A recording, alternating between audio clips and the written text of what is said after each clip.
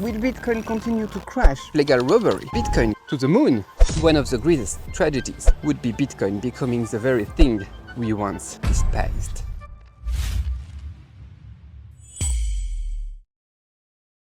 The White House Crypto Summit was a bummer. We have to talk about it. Will they steal your Bitcoins? Will Bitcoin continue to crash? What was the FIFA president even doing there? Let's get right into it. Hi everyone, it's Cédric. I'm out here on the farm today, picking eggs, feeding the pigs, fixing the fences, you know, the usual morning routine, Nancy. Beautiful eggs. Maybe I look a little bit tired today. Was 3 beautiful eggs. Because of the time difference with the US, I ended up waking up very early just to watch live the summit. And I waited, coffee in hand, waiting for Trump. I was excited for this long-awaited event.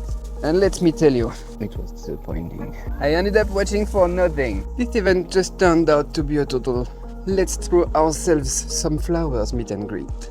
The speeches from the participants were mostly empty platitudes, and Trump's speech was short. It was repetitive and lacked any fresh content. Honestly, it felt like perfect bedtime story listening. But on the flip side, is that actually a good thing? At least no new policies drops, so the market didn't suddenly crash or skyrocketed. No volatility, it was controlled.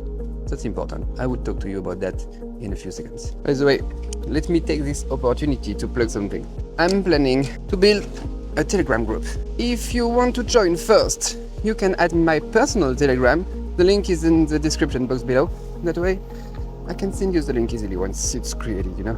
That being said, and to make sure no one is still confused about what happened, let me give you a quick rundown. During his speech, Trump called Bitcoin the digital gold of Fort Knox. He emphasized that the US government won't sell its 200,000 BTCs and even hinted at exploring new ways to buy more Bitcoin for a strategic reserve. That's pretty much it.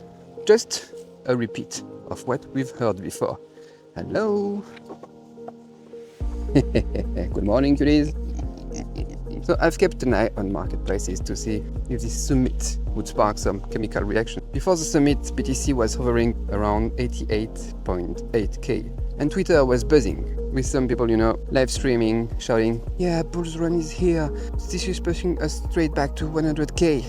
But when the summit ended, BTC dropped to 85k. Gianni Infantino, FIFA's president, didn't help, I think. No idea what he was doing at the Bitcoin summit.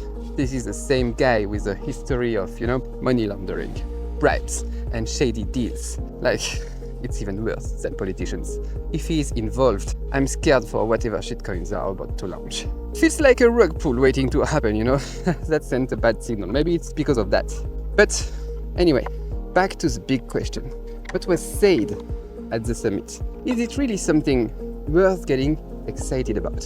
On the surface, a national level, you know, acknowledgement of Bitcoin. It sounds like great news. It could solidify Bitcoin's legitimacy and attract more institutional investors. As some people say, you know, anyone not buying Bitcoin now might be missing out big time and maybe FOMOing. But my first reaction was, hold on, is this really a good thing? First, I've talked about this in previous videos. Once cryptocurrency gets tied to politics, the decentralization we are so proud of starts to erode. What happens if one day Bitcoin is required to be stored in banks like fiat currency linked to your ID? Would it still be the Bitcoins that rebelled against traditional finance? And let's talk about this US government strategic reserve. Where is the Bitcoin coming from? Right now, it's mostly from criminal and civil asset forfeitures. In the future, other government agencies might evaluate whether they can transfer their BTC holdings into this reserve. It sounds like asset management, but dig deeper. And it's very important. Wait a second, because it's very, very important. If institutions start finding excuses to ramp up seizures, or even turn it into a form of legal robbery, what then? Let me repeat myself. They want more Bitcoins. And seizures are the foundation of this reserve, right? Could this be the start of outright confiscation? Yes, we have seen that before. It reminds us of 1933, when Roosevelt forced all US citizens to hand over their gold to the Federal Reserve. Then the government turned around, raised the gold price, and pocketed a huge profit. If history repeats itself, could Bitcoin be the next on the chopping block? That's some food for thought. On top of that, Trump himself launched a meme coin, do you remember? And it drained market liquidity dry.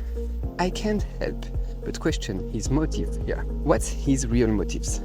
Of course, Trump is a legendary figure, in politics and business, and Bitcoin could potentially soar to the moon because of his policies. But I don't want the hottest project in the future to just be some politician's tweet.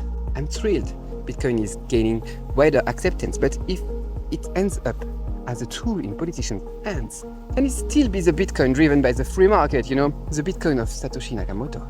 One of the greatest tragedies would be Bitcoin becoming the very thing we once despised. Bitcoin was once a weapon against centralization, but now it risks becoming a new tool for financial hegemony. Where this goes in the future is still unclear. Trump's attitude towards cryptocurrency feels like a double-edged sword. It could propel Bitcoin onto a bigger stage, yes, or it could turn it into a government harvesting tool. What do you think about that? The battle between decentralization and centralization is far from over, and this summit might just be the opening act of a silent war. Who will win, or how can the two sides strike a delicate balance? For us, it's both full of opportunities and risks, so let's wait and see, but we will certainly have to make a compromise. What do you think about that? Do you agree with me? Did you think this summit had any use at all? Should I have stayed in the bed? I think yes, I should have. Anyway, tell me in the comment section. If you like my videos, just subscribe, and I'll see you in the next one. Yeah, merci, et au revoir.